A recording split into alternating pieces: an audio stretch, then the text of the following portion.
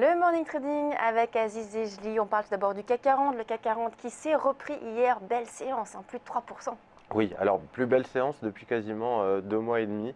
On a vu le CAC 40 effectivement s'apprécier. Je vous ai mis à l'image les cours du futur puisque effectivement ce qui va nous importer, c'est de savoir si le rebond d'hier va se perpétuer, si on a encore un peu d'upside, si le fameux rallye de fin d'année va être respecté. Et on rentrait dans la période, on rentrait dans la période hier où normalement on devait arriver sur la quinzaine plutôt positive du mois de décembre.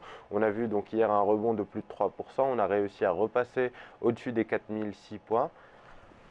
Pardon, 4006 points, on revient sur les 4660 et puis on a cette zone entre 4006 et 4660 sur laquelle on peut consolider latéralement pendant un petit moment, au moins jusqu'à demain, puisque on le sait, les investisseurs ont tendance à être prudents avant le compte rendu de la politique monétaire de la Fed ce soir, avant la conférence de presse qui aura lieu à 20h30. On va voir beaucoup d'atonie à mon avis aujourd'hui, une séance plutôt calme.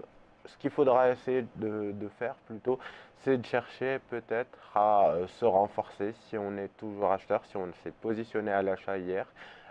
Peut-être aux alentours des 4600 points, sinon jouer des scénarios intraday entre 4006 et 4660.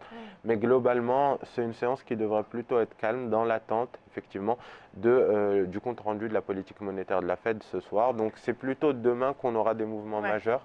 On voit bien graphiquement que on a un premier élément positif, c'est le dépassement de cette oblique descendante que vous voyez à l'écran, qui est également confondue avec la moyenne mobile à 50 périodes, si on veut se concentrer d'un point de vue purement technique. Et on voit bien que ça indique qu'on pourrait avoir un peu de potentiel haussier, au moins une soixantaine de points, jusqu'à 4660 points pour la journée. Du côté du S&P, on a eu aussi une hausse hier, plus de 1%, avec même un gap haussier. Oui, alors Lucie, c'est vrai que le S&P, on l'a vu en début de semaine, toucher un point très important, c'est les 1994 points.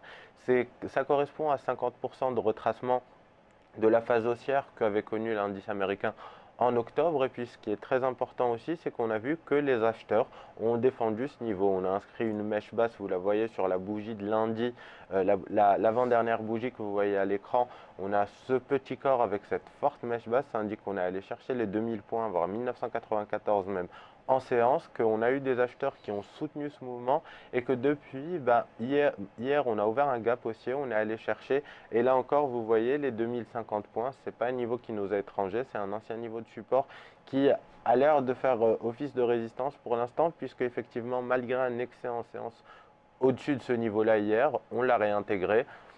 Si on veut faire un pronostic sur le S&P, je pense que la hausse des taux aux États-Unis ne sera pas forcément très positive pour le marché américain.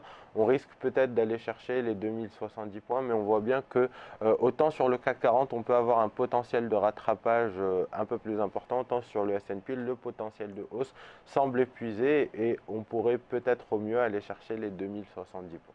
Et on termine avec le Nikkei. Le Nikkei aussi, forte hausse ce matin du Nikkei. Oui, alors Lucie, le Nikkei était revenu combler un gap haussier qu'on avait ouvert le 23 octobre dernier. On était revenu après avoir passé la barre des 20 000 points. Vous le voyez, un retracement assez important. On a quasiment retracé 50% là encore du mouvement haussier d'octobre. Et vous voyez qu'on était revenu vers les 18 560 points. C'est un niveau de support qui correspond à la borne basse du gap haussier ouvert le 23 octobre dernier. On voit bien qu'on revient sur un niveau qui était anciennement support, 19 276, on n'en est plus très loin. Alors là encore, il faudra, en fonction du discours de Janet Yellen, de la réaction des investisseurs, surveiller ce niveau parce qu'éventuellement, sur dépassement de ce niveau, on pourrait avoir un Nikkei qui gagne 2 à 3% pour aller chercher les 20 033 points. Sinon, si on échoue dessus, retour sur les 18 560, ça va beaucoup dépendre de l'accueil des annonces de la Fed.